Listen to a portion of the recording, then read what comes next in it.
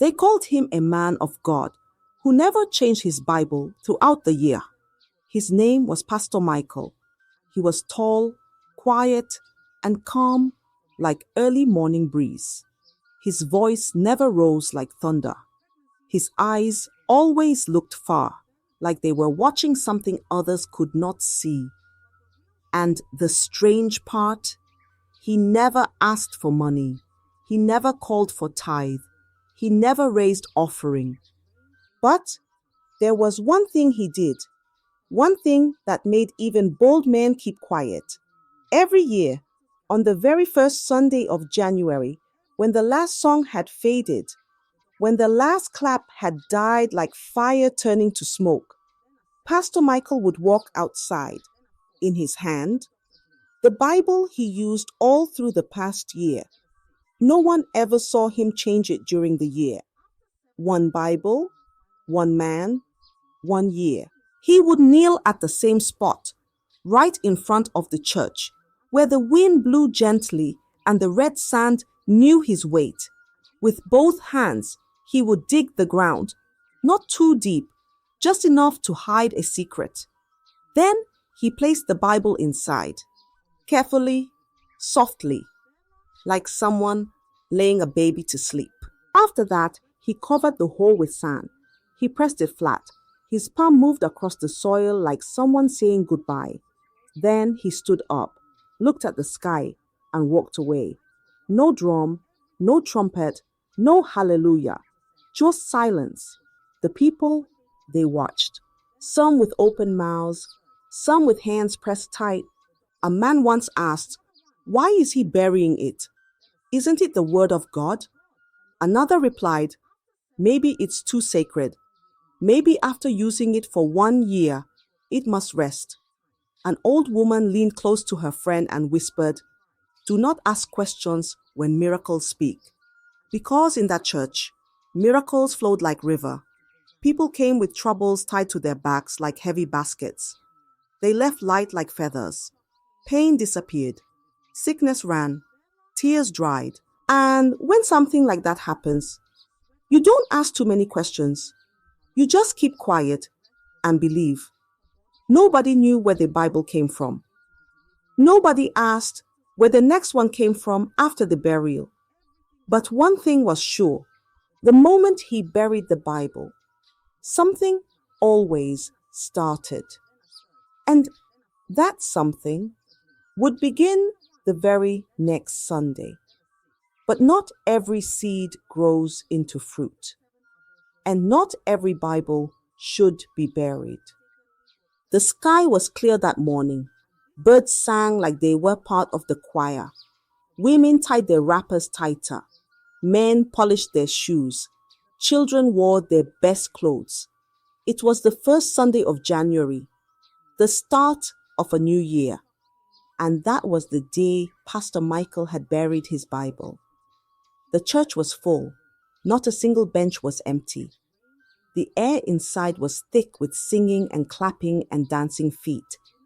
But then, suddenly, the door opened wide. Voices shouted, feet pounded. 4 men entered, sweating and panting. 2 held the hands, 2 held the legs, and in the middle was a man, dirty, wild, shaking like dry leaves in strong wind. His mouth was open wide, screaming. His eyes rolled like broken marbles. His hair was scattered like old bush. His body twisted like someone trying to fight invisible snakes. "Hold him well," one of the men shouted. They dragged him to the front, ropes wrapped tight around him. The whole church went quiet. Even the children stopped chewing their biscuits. "Pastor," one of them called, "please help us. This man has not been well for 3 years. He bites, he runs, he talks to trees. We've carried him to native doctors, to hospitals, to other pastors. Nothing worked. Please help us. We heard what you did last year." Please, Pastor Michael didn't rush. He didn't shout. He walked down from the altar slowly, like a man walking to a baby's cradle. His Bible? Brand new. Not too clean, not too flashy. Just quiet and powerful. He came close to the man. The madman was shaking, spitting, laughing, crying, talking nonsense. I am a bird! I am a fish! I am the wind! He shouted. The ropes held him tight. Pastor Michael knelt beside him. The whole church held their breath. He lifted the Bible gently, like it was something alive. Then he placed it on the man's head, and he said one word, just one: peace. That was all. The man stopped. No more shaking, no more shouting, no more talking to the air. He blinked. Once, twice. Then slowly he turned his head and looked around. Where am I? He asked softly. One of the men dropped to his knees. Another shouted. It worked! The madman sat up, like someone waking from a long, strange dream. He looked at his hands, looked at his clothes, looked at the ropes. I want water, he whispered. The church went mad with joy. Some clapped till their hands hurt. Some fell to the ground crying. Some just stood still, staring, their mouths open like broken doors. One old man said, "What kind of power is this?" But Pastor Michael didn't speak. He just stood up, held the Bible close, and walked back to the altar like nothing happened. And for the rest of that year, he didn't perform any other miracle. People brought the sick, brought the lame, brought the dying. But Pastor Michael would only preach, softly, gently, with the same Bible. He never touched anyone again. And nobody knew why. But deep down, something had already started. After the madman became calm, the whole town started talking. They called it a miracle. Some said Pastor Michael was an angel in human body. Some said his Bible had secret power. Some even said the ground where he buried the old one had oil underneath. But one thing was clear. Something big had happened. So, the next Sunday, people came early. They brought their sick mothers, their crippled cousins, their blind uncles. Even mad people were tied to sticks and dragged to the church. They sat and waited for Pastor Michael to pray again, to speak again, to lay the Bible on someone's head again. But he didn't. He came to the altar with that same Bible he used for the madman. He opened it. He read softly, "Let not your heart be troubled." His voice was low, like wind passing through palm trees. No noise, no drama, no healing. Then he closed it and walked away. The people sat. They waited for more, but nothing came. The next Sunday, same thing. No fire, no shaking, just quiet preaching. The one after that, still the same. People started to whisper, "Why is he not doing anything again?" Maybe the power has finished. Maybe it only works once. But nobody said it too loud, because deep inside, they were all afraid to offend the man who brought peace to a madman. So they kept coming. They sat. They listened. They hoped. But the healing did not return. All year, nothing. The woman with back pain went back home with her pain. The boy with broken legs still used his crutch. Even the baby with no cry stayed quiet. Month after month, the Bible got older. The pages turned brown. The corners curled like dry leaves. But Pastor Michael still held it every Sunday, still spoke from it, still refused to use it for any other miracle. And then December came. Harmattan blew dust through the town. The sky turned pale. The year was ending, and the people, they stopped asking questions.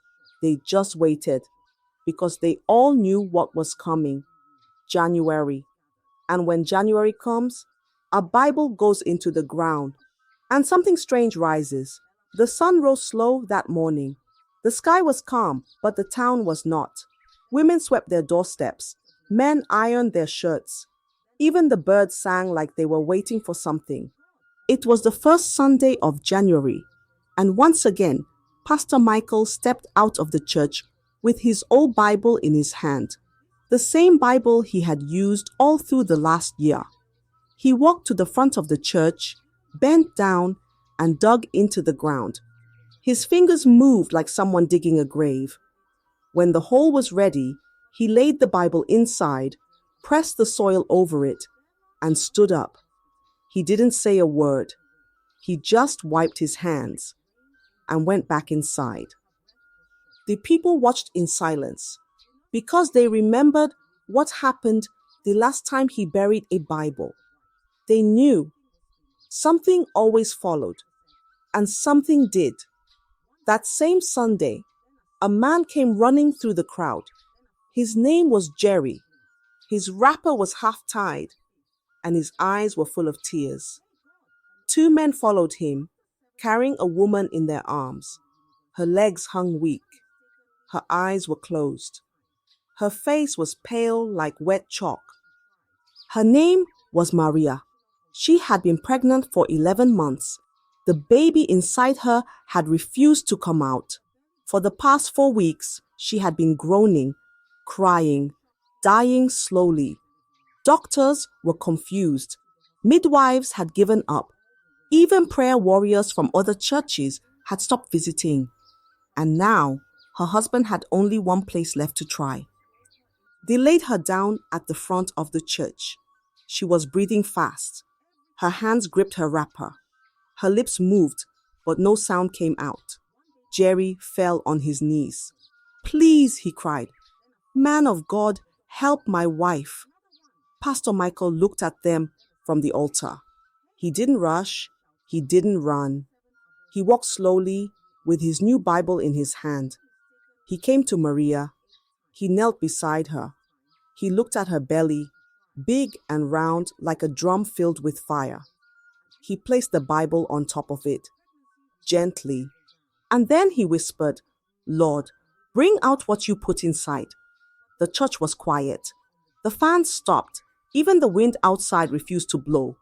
Then Maria screamed. Her body lifted off the ground. Her hands grabbed the mat. Her legs kicked. And then a baby cried, loud, strong, alive, a boy. Before the joy could settle, she screamed again. Another cry, a girl. 2 babies, one after the other. Both alive, both strong, both kicking like drummers in a village dance. The church exploded. Women shouted and ran in circles. Men clapped and rolled on the ground. Old women lifted wrappers and danced.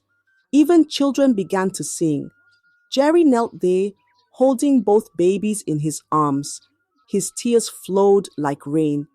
"Thank you, Jesus," he shouted. "Thank you, Jesus." Pastor Michael stood up. His eyes were calm. He turned around and walked back to the altar like nothing big had just happened. That was the only miracle that year. No more. Just Maria, just the twins, and the Bible. It remained in Pastor Michael's hands until the next January, because in Restoration Fire Chapel, 1 Bible, 1 year, 1 miracle. January came again, walking in with dry wind and brown leaves. It was the 3rd time the town had seen Pastor Michael do the same strange thing. That morning, the sun rose slowly, watching quietly from behind the clouds. The church was full already, not a single chair left.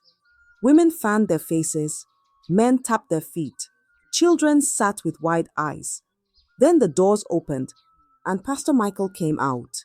In his hands, the Bible, old, soft, bent at the edges like bread that had stayed too long in the sun. He walked to the front of the church, where the ground waited like it already knew what was coming. He knelt, dug the hole, placed the Bible inside, then covered it again. He wiped the sand off his hands and walked back in. No sound, no song, no explanation. The people just watched, because they knew after the Bible goes in, something else always comes out. That day, while people were still settling down, a small boy walked into the church with fast steps. He held the hand of a man. The man's eyes were closed. His walking stick hit the floor with every step. His head tilted like he was always listening. The man's name was Toba, a blind beggar who sat at the market gate every day. Nobody knew if he was born blind or became blind. All they knew was that Toba had never seen the sun in a long, long time. The boy pulling his hand, his name was Chidi, just a small errand boy with big eyes and quick legs. They reached the front row. Toba, sit here, Chidi said, placing his hand on the bench. Toba shook his head. I've gone to many churches, Chidi. They press my head, pour oil, blow in my ears, and I still see nothing. Chidi whispered, this one is different. Just wait, Pastor Michael had just come to the altar.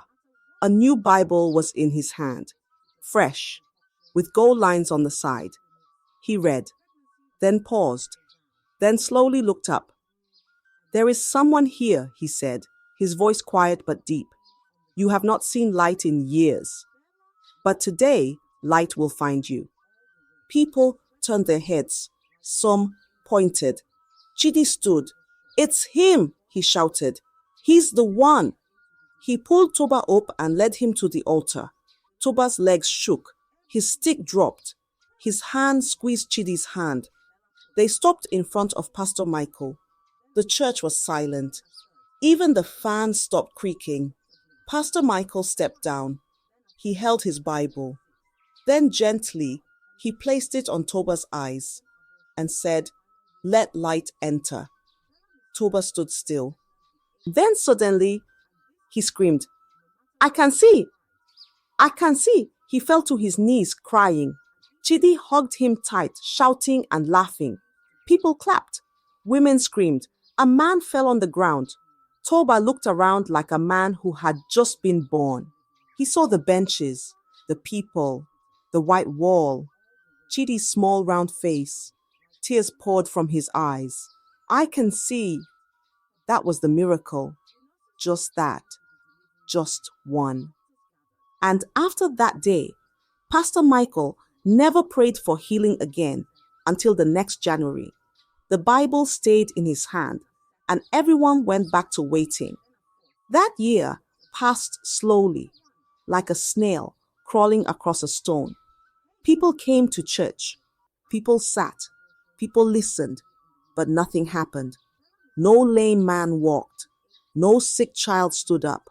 No crying mother danced. Pastor Michael still climbed the altar every Sunday. He still opened the Bible, still read from it, still preached in that calm, quiet voice that didn't shake the walls, but touched the heart. He never raised his hand for prayer, never asked anyone to come forward. No one fell down. No one screamed. No one got healed. It was a dry year, a year of patience, a year of waiting. And so the people waited again for January, because when the old Bible goes into the ground, a new one comes out, and something always follows it. That was the miracle of the year. Only one, always one. And then silence again until the next January. The sky was angry that morning.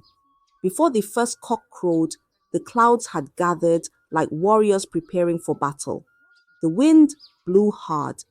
The air smelled of wet sand and unfinished trouble. It was the first Sunday of January, the day the Bible was supposed to go into the ground. But instead of sunlight, the town woke to thunder. Heavy rain. Not small, gentle rain. This one was big, loud, angry. The kind that beat on roofs like drummers in war.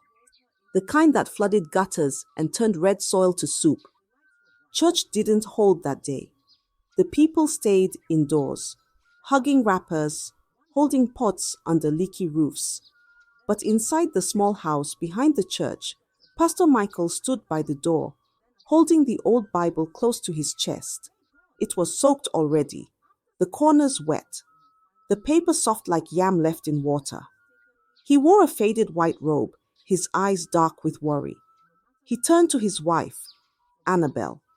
She stood by the window, arms folded, watching the rain fall like curses. "It's too much," she said. "This is not ordinary rain." Pastor Michael didn't answer. He just stepped outside. The rain slapped his shoulders. Mud splashed on his legs. He walked to the usual spot, where he had buried the last 5 Bibles. He knelt, dug into the ground, but water filled the hole immediately. He scooped it out. More water came. He used his hands like cups. Still more water. He looked back. Annabel was standing at the door, arms still folded. "Michael," she called, "leave it. Just till tomorrow." Pastor Michael looked at the Bible in his hand. It was heavy now, wet like a soaked sponge. "I don't know what can happen before tomorrow," he said. Annabel stepped forward, her voice lower this time. "What if the ground rejects it today? Can't you see? Maybe you're not meant to bury it now." He shook his head. "The covenant is clear. It must not cross the new day. If I wait till tomorrow..." She cut in. "Then pray. Let God cover you." Pastor Michael didn't speak again. He tried one more time. He dug. Water came. He dug deeper. The mud became thick, sticky, cold. No space to place the Bible, just dark water. He sat back on his heels, looked at the sky. It was still pouring. Then he looked at Annabel. She didn't say anything again. She just watched. After a long pause, he nodded. "All right. Tomorrow." He wiped his face. Water and sweat mixed like soup on his forehead. He stood up, held the Bible tightly, and walked back home. But that night, he didn't sleep. The Bible sat on the table beside him, dripping, silent, watching him. The next morning, the town didn't wake up to cock crow or market noise. It woke up to screams, loud, sharp, from women, from children, from old men. "Jesus, Jesus, what is this? Don't go near. Close the door. Close it now." In the middle of the town, Restoration Fire Chapel stood quiet, but not empty. The windows were open, but inside, blackbirds, dozens of them, maybe hundreds. They flew across the ceiling, sat on the altar, hung like shadows on the pulpit. Their eyes were red like burning coal. Their wings flapped loud like angry hands. Some sat on the speakers, some on the microphone. Some stood still, staring into nothing like watchmen from the underworld. The whole church was covered in black, even the roof, even the floor. Not one space left. People came out of their houses. They saw it, and fear grabbed their throats. Children cried and ran back. Women fell to their knees. A man picked a stick. Another held a stone. But nobody could move close, because the air around the church was heavy, thick like smoke, hot like firewood heat. Then someone shouted, "Call Pastor Michael! Something is wrong." Men didn't wait. They ran through the narrow path beside the church, past the mango trees and the broken fence, straight to the pastor's small house. "Pastor Michael, open the door. Come out, please." They banged the door with fists, feet, even elbows.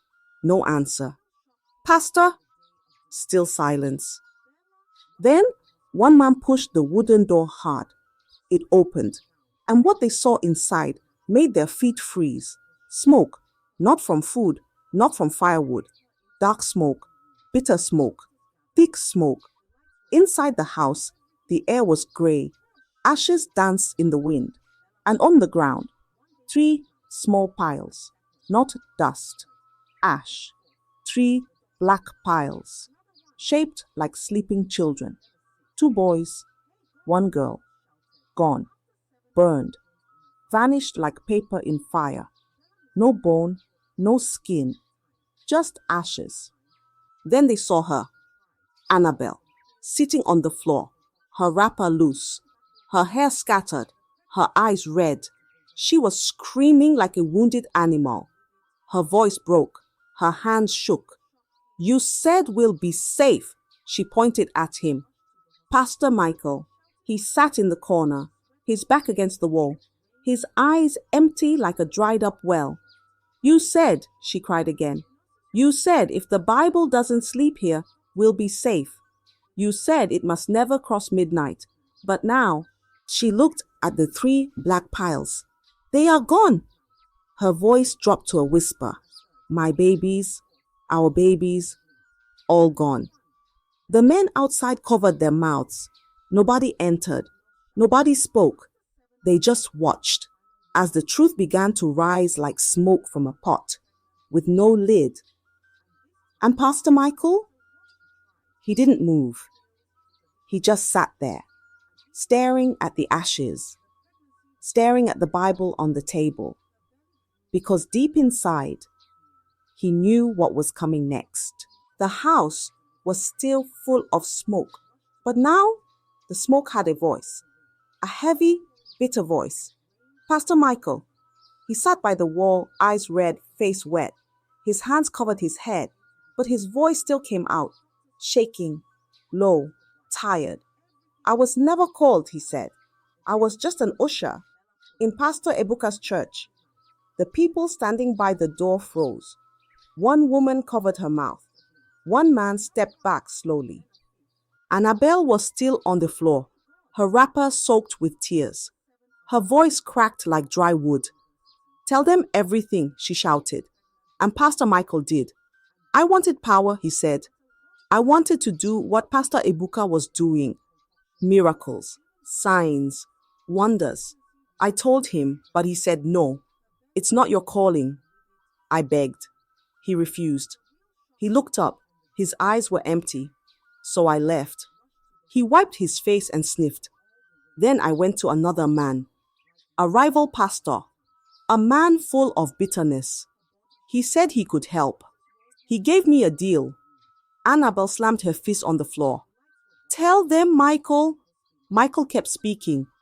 "A Bible would appear every year. Just one. I must use it for only one miracle. Just one. After that, I must bury it. Before midnight of the first Sunday. Never use it twice. Never keep it overnight. Never ask where it came from. Just bury it." The room was quiet now. Even the birds outside stopped making noise. "And I did it," Michael whispered. "For 5 years, I followed every rule, and it worked." He looked at the ash piles on the floor. "Until this year." Annabel stood up slowly. Her voice was fire. "And we were only allowed 3 children. That was the price. That was the sacrifice. After that, I lost every pregnancy." She pointed at the ashes on the ground. "Now even the 3 are gone." She turned to Michael, her face twisted in pain. "Because of one night of rain, one night of delay. You didn't bury it. You let it stay overnight." She broke down again. Her knees hit the ground. Her scream filled the house. The people outside shook their heads. Some turned away. Some couldn't breathe. Because now the truth was out. And it didn't come with thunder. It came with ash and the weight of disobedience. The wind outside began to blow harder, as if it had heard the secret too. The people standing around Pastor Michael's house were no longer quiet. Tears were falling, mouths were open, hands were shaking. But suddenly, one voice broke the silence. "Arrest him!" Heads turned. Another shouted, "He lied to us. He used the church for evil. That Bible was not from God." Voices rose like smoke from fire. Words became stones. Faith turned into anger. Some grabbed sticks, some picked sand. But before any hand could touch him, A siren wailed from the far end of the road. The police had come. A white van pulled up with dust chasing behind. Two officers stepped out, firm, cold, quiet. They didn't ask questions. They didn't waste time. They walked inside and found Pastor Michael sitting on the floor, his back still against the wall. He didn't cry. He didn't beg. He just looked at them like a man who had already been judged in his own heart. One officer grabbed his arm. The other held his waist. They pulled him up. His legs wobbled like wood in water. Annabel followed behind them, her wrapper still wet, her face blank like a closed book. As they dragged him out, people shouted, spat cursed, children pointed, women looked away. Even the birds flew off the roof as the van drove away. And just like that, the man who once walked to the altar with peace in his eyes was gone. The church is closed. That same evening, when the sun was folding its legs and getting ready to sleep, men from the government came. They wore black coats and carried big nails, buckets of red paint, and long wooden boards. They walked into Restoration Fire Chapel, the same place where crippled men walked, mad men became sane, and blind eyes opened. Without talking to anyone, they painted a big red X on the front door. They hammered long nails through the wood. They placed thick chains on the gate. They boarded every window. They sealed it. And when they left, the wind entered the compound. But no music came out. No drums, no clapping, no prayers, just silence. Silence like a grave. Because the place that once held miracles now held a memory. I hope you enjoyed the story. If so, please like the video, comment what you learned from the tale, share with friends and family, and don't forget to subscribe to the channel for more African folk tales just like this one. Thank you.